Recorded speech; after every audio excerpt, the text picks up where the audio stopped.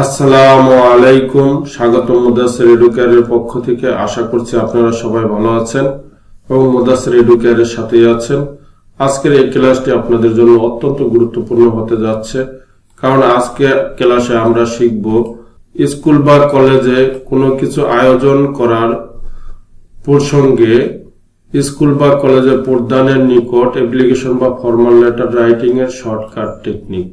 আমরা এই শর্টকাট টেকনিকে 100টির বেশি ফর্মাল লেটার বা অ্যাপ্লিকেশন লেখা শিখব ইনশাআল্লাহ। তাহলে আমরা এখন এই জাদুকরি পদ্ধতিতে কিভাবে ফর্মাল লেটার বা অ্যাপ্লিকেশন লেখা যায় তা আমরা শিখব ইনশাআল্লাহ। তো ফর্মাল লেটার টেকনিকে অবলম্বন করার আগে, অর্থাৎ এই টেকনিকটি জাদুকরি টেকনিকটি দিয়ে ফর্মাল লেটারটি লেখার পূর্বে আমরা দেখে নিব এই লেটারটি দিয়ে আমরা কোন কোন ধরনের ফর্মাল লেটার লিখতে পারবো।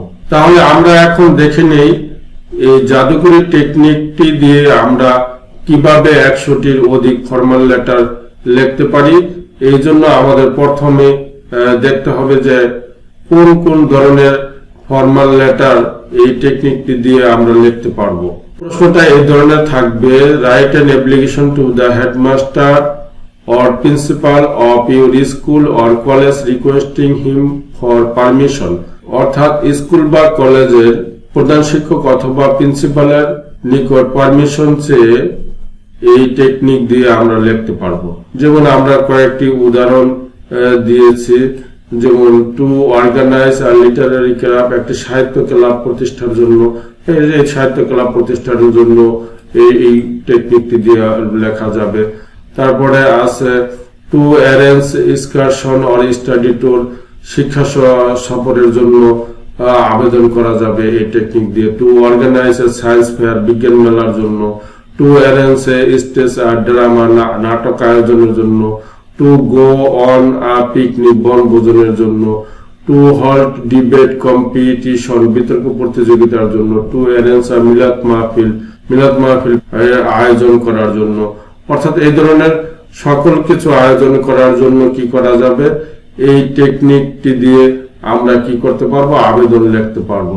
এই জায়গায় আমরা 9টি উদাহরণ দিয়েছি, আপনারা আরো অসংখ্য অসংখ্য বলতে আপনারা এই জায়গায় আমরা 9টি উদাহরণ দিয়েছি, আপনারা ইচ্ছা করলে এই ধরনের যত আবেদন আছে আপনি কি করতে পারবেন, এই টেকনিকটি দিয়ে লিখতে পারবেন ইনশাআল্লাহ। তাহলে আমরা এখন এই আবেদনটি লেখা শিখি। আবেদন লেখার শুরুতে আমাকে কি করতে হবে, দরখাস্ত লেখার তারিখ, অর্থাৎ যে তারিখে আমি আবেদনটি লিখতেছি ওই তারিখটা আমরা এই জায়গায় দিয়ে দিব। তারপর যার বরাবর আবেদন করতে হবে তারপর দিবি। এই জায়গায় মূলত দি হেডমাস্টার অথবা দা প্রিন্সিপাল, এই দুজনের একজনের বরাবর আবেদন করতে হবে। যদি কলেজের কোনো ব্যাপারে আবেদন করা হয় তখন দি প্রিন্সিপাল, আর যদি কোনো স্কুলের কোনো বিষয়ে আবেদন করা হয়, অর্থাৎ স্কুলে কোনো কিছু স্থাপনের জন্য আবেদন করা, মানে কোনো কিছু আয়োজনের জন্য যদি আবেদন করা হয় তখন কি করা হবে, দা হেডমাস্টার লিখতে হবে। এবং প্রতিষ্ঠানের নাম, যদি স্কুলে আবেদন করা স্কুলের কোনো ছাত্র হয়ে থাকেন তাহলে অবশ্যই প্রতিষ্ঠানের নাম দিবেন স্কুল, এবং কলেজের হয়ে থাকলে তখন নাম দিবেন কোনো কলেজের নাম বানিয়ে দিয়ে দিবেন। আর প্রশ্ন যদি থাকে তখন ওই প্রশ্নটা দিয়ে দিলেই হবে, দিয়ে দিলে হবে না, বলতে দিতে হবে তখন যদি প্রশ্ন যদি থাকে। এবং ঠিকানা দিয়ে দিতে হবে, ঠিকানাটা নিজে বানিয়ে দিতে হবে। আর প্রশ্নে না থাকার সম্ভাবনা বেশি যদি থাকে তাহলে ওটাই দিতে হবে। তারপর একটু ফাঁকা রেখে দিতে হবে। সাবজেক্ট লিখতে হবে। সাবজেক্ট লেখার পরে একটু কোলন দিয়ে অ্যান অ্যাপ্লিকেশন ফর অর্গানাইজিং, লেখার পরে ইভেন্টের নাম, ইভেন্টটা বলতে কোন ইভেন্টের জন্য, আয়োজনের জন্য আপনি কি করেছেন, আবেদন করেছেন, মিলাদ মাহফিলের জন্য না অর্গানাইজিং লিটারারি ক্লাবের জন্য। লিটারারি ক্লাবের জন্য হলে এই জায়গায় ইভেন্টের জায়গায় লিটারারি ক্লাব দিতে হবে। আর যদি স্টাডি ট্যুর হয় তাহলে স্টাডি ট্যুর দিতে হবে। সায়েন্স ফেয়ার হলে সায়েন্স ফেয়ার দিতে হবে। স্টেজ ড্রামা হলে স্টেজ ড্রামা দিতে হবে। এই জায়গায় দিয়ে দিব। তারপর লিখবো স্যার লেখার পরে আমরা লিখবো উইথ ডিউ রেসপেক্ট, যথাযোগ্য সম্মানের সহিত। আমরা the students of your school, আপনার স্কুলের ছাত্র ছাত্রীরা। আর যদি কলেজ হয় তখন আপনার কলেজের ছাত্রছাত্রীরা would like to state that আমরা বলতে চাই যে every year প্রতি বছর ইভেন্টের নাম প্রশ্নে যেই বিষয় দেওয়া থাকে ওই বিষয়টা আমরা দিয়ে দিব। এখন যদি এরকম হয় মিলাদ মাহফিলের কথা বলা হয় থাকে তাহলে এই জায়গায় মিলাদ মাহফিল দিয়ে দিতে হবে। এই জায়গায় যদি স্টাডি ট্যুরের কথা বলা থাকে প্রশ্ন তাহলে স্টাডি ট্যুর দিয়ে দিতে হবে। Is organise at our school বা কলেজ, প্রতি বছর আমাদের স্কুলে যদি মিলাদ দিই তখন এইভাবে লিখতে হবে যে এভরি ইয়ার মিলাদ মাহফিল is organised at our school বা কলেজ, আমাদের স্কুল বা কলেজে প্রত্যেক বছরে কি মিলাদ মাহফিলের আয়োজন করা হয়। হাওয়ার যাই হোক দেশ ইয়ার এই বছর নো সাচ প্রোগ্রাম, এই ধরনের কোনো কর্মসূচি হ্যাজ বিন অ্যারেঞ্জ ইয়েট, এই ধরনের কোনো কর্মসূচি এই বছর কোনো নেওয়া হয়নি।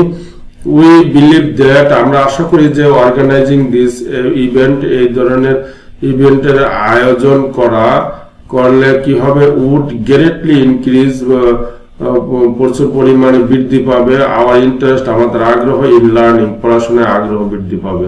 সো তাই we kindly seek our permission to organise it, তাই আমরা সিক পারমিশন প্রার্থনা, কাইন্ডলি দয়াপরবশত হয়ে আমরা কি করতেছি